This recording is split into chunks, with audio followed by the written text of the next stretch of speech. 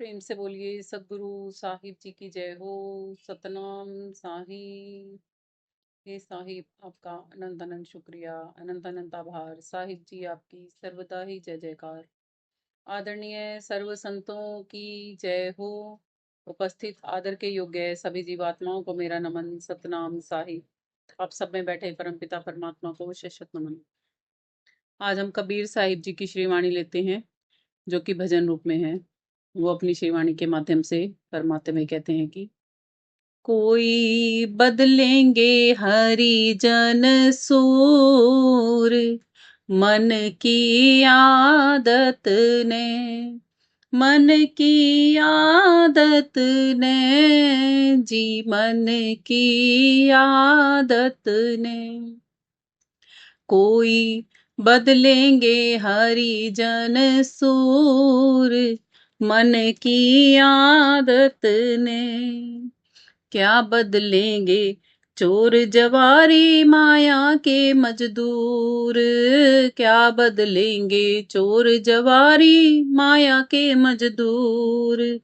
भांग धतूरा निश दिन पीवे रहे नशे में चूर, भांग धतूरा निश दिन पीवे रहे नशे में चूर। कोई बदलेंगे हरिजन सूर, मन की आदत ने। कोई बदलेंगे हरिजन सूर, मन की आदत ने, मन की आदत ने, जी मन की आदत ने। पांच नशों में लटपट रहते सदा मती के कूर, पांच नशों में लटपट रहते सदा मती के कूर।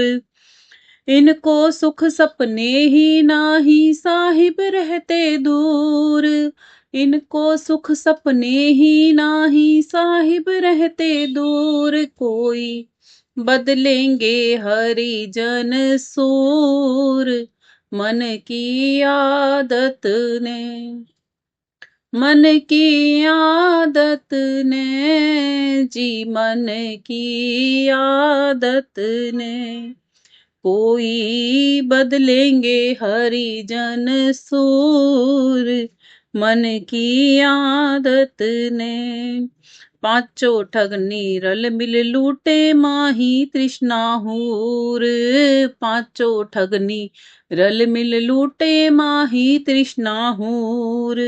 बिन समझे बहुतक नर मर गए मचा जगत फस्तूर, बिन बिन समझे बहुते नर मर गए मचा जगत फस्तूर। कोई बदलेंगे हरिजन सूर, मन की आदत ने, मन की आदत ने, जी मन की आदत ने।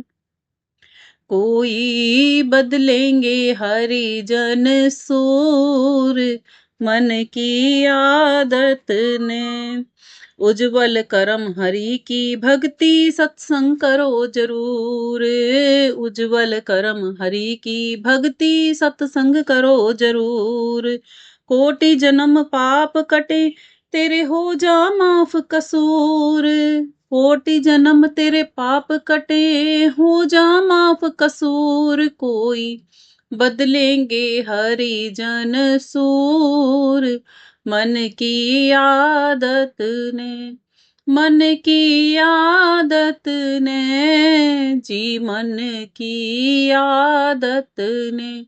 कोई बदलेंगे हरिजन सूर, मन की आदत ने। सूरत शब्द भेद की रीति गुरु मिले भरपूर, सूरत शब्द भेद की रीति गुरु मिले भरपूर। कहें कबीर सुनो भई साधो झिलमिल नूर हजूर, कहें कबीर सुनो भई साधो झिलमिल नूर हजूर। कोई बदलेंगे हरिजन सूर, मन की आदत ने, मन की आदत ने जी, मन की आदत ने, कोई बदलेंगे हरिजन सूर, मन की आदत ने। कबीर साहिब जी इसमें समझा रहे हैं हमें कि कोई कोई ही बदलता है, हर कोई अपनी आदतों को बदल ही नहीं पाता। इस पर एक और वाणी है जिसमें कहा जाता है कि बाणा बदले 100 बार, और बदले बाण तो बेड़ा पार।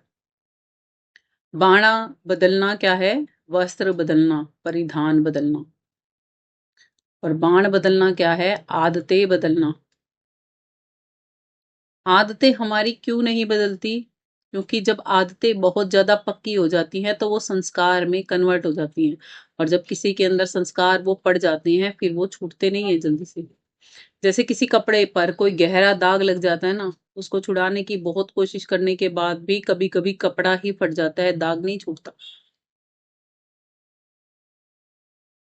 है ना। इसीलिए ही हमारे जो आत्मा पर ये संस्कारों रूपी दाग पड़ गए हैं ना आदतों के, इनको भी छूटने में बहुत समय लगता है। कोई सोचे ना 2-4 दिन या 10 दिन, 15 दिन या 2-4 महीने या 2-4 साल सत्संग में जाने के बाद हम एकदम से अपने आप ही बदल जाएंगे, तो नहीं। कोशिश करनी पड़ेगी, धीरे धीरे ही। जैसे धीरे धीरे अभ्यास से हम संसार के काम सीखते हैं, ऐसे ही धीरे धीरे जब हम आत्मिक अभ्यास करते हैं, आत्मिक यात्रा पर चलते हैं, तो वो भी धीरे धीरे ही होती है। आज आपने बच्चे का स्कूल में एडमिशन कराया, अगर ये सोचो कि वो आज ही पीएचडी कर लेगा, तो क्या वो कर लेगा? समय लगेगा ना। एक क्लास पास करने में भी 1 साल लगता है ना। तो ऐसे ही हम अध्यात्म में जब चलते हैं, धीरे धीरे धीरे धीरे करके हम में परिवर्तन होता है। एकदम से परिवर्तन नहीं होता किसी भी चीज में।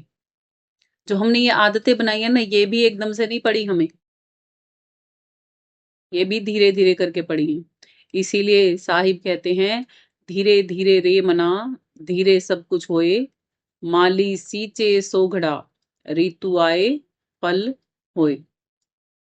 कि जैसे धीरे धीरे करके हमने क्या किया, इस संसार को अपनाया, और अपनाते अपनाते इतना अपना लिया कि अपने अस्तित्व को ही भूल गए।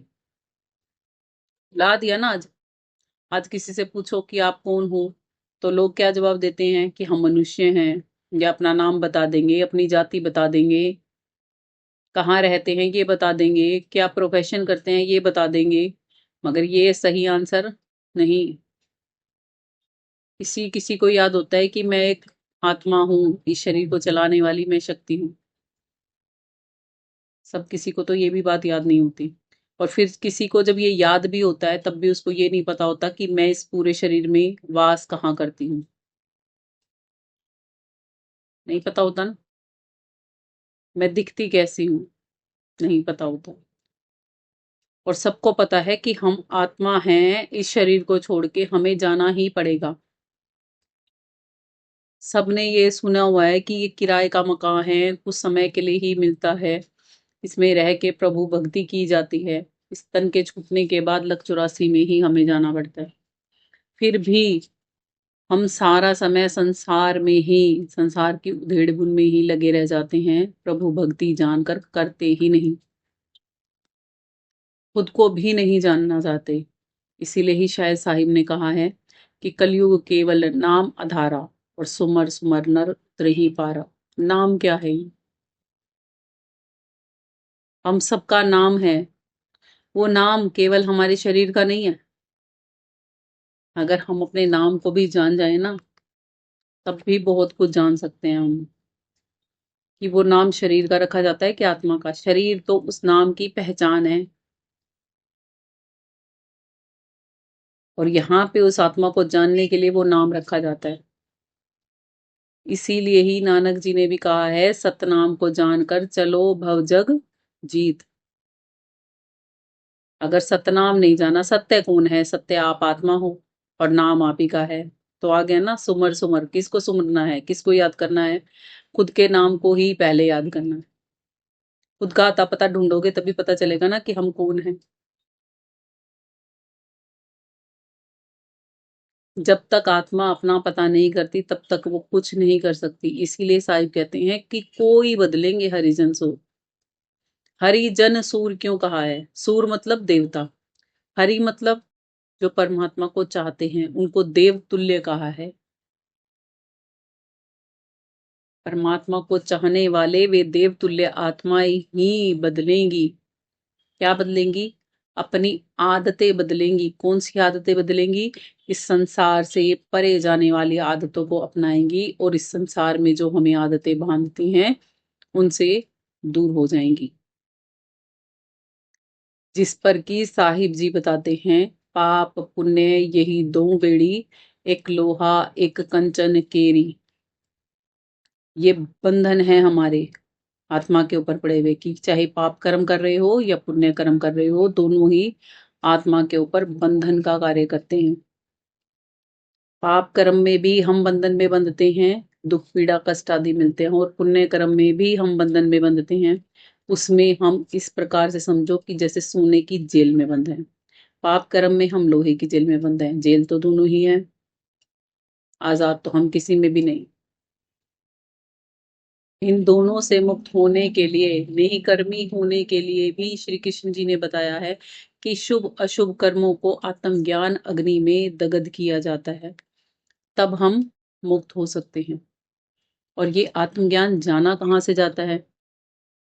ये आत्मज्ञान जानने के लिए श्री कृष्ण जी कहते हैं, तत्विधि प्रेणी पाते ने प्रिय प्रश्न ने सेवाए उपदेशंती ते ज्ञानम ज्ञानी ने तत्वदर्शी ने। कि हे अर्जुन, तत्वदर्शी संतों की शरण में जाओ, श्रद्धा भाव से दंडवत प्रणाम करो, उनकी सेवा करो। यदि वो आपकी उस सेवा से खुश हो जाएंगे, आप पर प्रसन्न हो जाएंगे, तो आपको आत्मज्ञान का उपदेश दे देंगे।